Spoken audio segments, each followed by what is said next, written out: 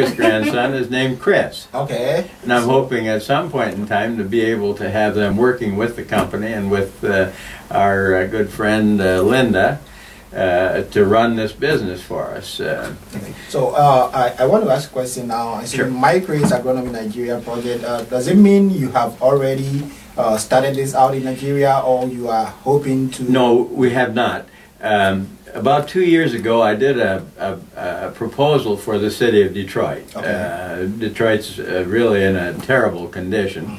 Abandoned homes and businesses gone, people unable to get financing and so on.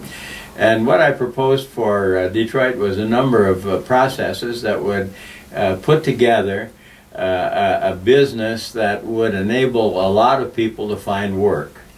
And it was centered on the production of food. That was essentially what we were looking for. How do you produce food? In addition to that, we looked into other aspects of the needs of that area and saw that housing was one of the things that was required.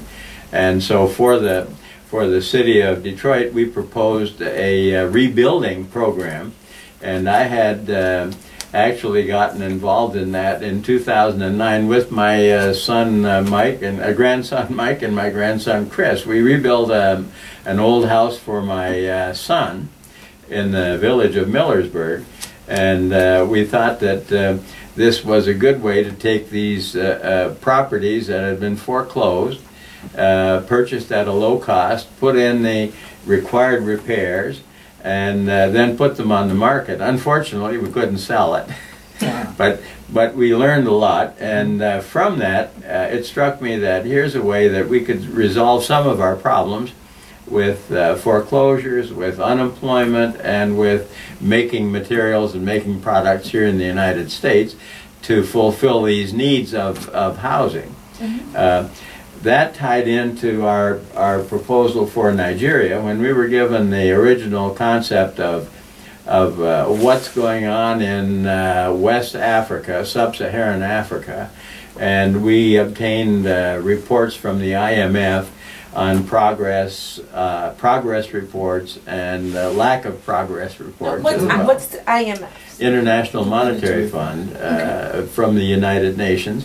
A lot of these African countries had terrible problems with unrest, civil unrest, civil war, and not able to pay their IMF loans. And stuff. IMF loans, yes, yeah.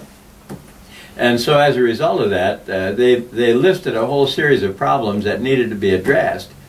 And when I went back into my records and looked up what we proposed for Detroit, they were almost identical, So I put together a very comprehensive plan which covers infrastructure development, which if you don't have infrastructure, you can't build housing. If you're going to set up extensive poverty reduction and food security programs, it means that you're going to be growing vegetables, growing grains, you're going to be raising meat animals, and the most easily cultured animal is the chicken. And so the chicken can be used for broilers as a meat bird and for eggs. And so having had some experience in that area, and living right in the middle of a very intensive poultry area with Amish raising poultry for broilers for the various companies in our area. I had excellent contacts with those folks.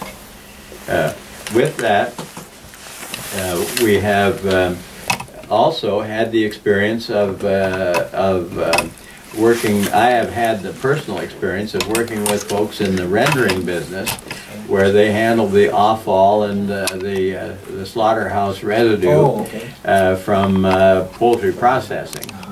And my background also included, I'm 80 years old, so I've got quite a background. Are you serious? Yes, I'm serious. I feel like 40, but I am 80. Well, we need to give you congratulations. Yeah. Thank you. And at my age, I decided, why not do something for other people? We're interested in working with the people in Africa to teach them how to make our products over in Africa, to teach them how to use our products, and to teach them independence and the structure. I designed a complete village, and if you look at that little booklet that I gave you, there's a... Is this a book that people can purchase, or they... Well, they could purchase if they wanted to, because it's very expensive for me to give them away. It's our project plan. It's a project plan. Yeah. Okay, that's wonderful. Now, do we get to keep these copies? Oh, yes, Yes. Okay, yes. that's good. Keep So copies. we can take time to actually go through it. What I visualized was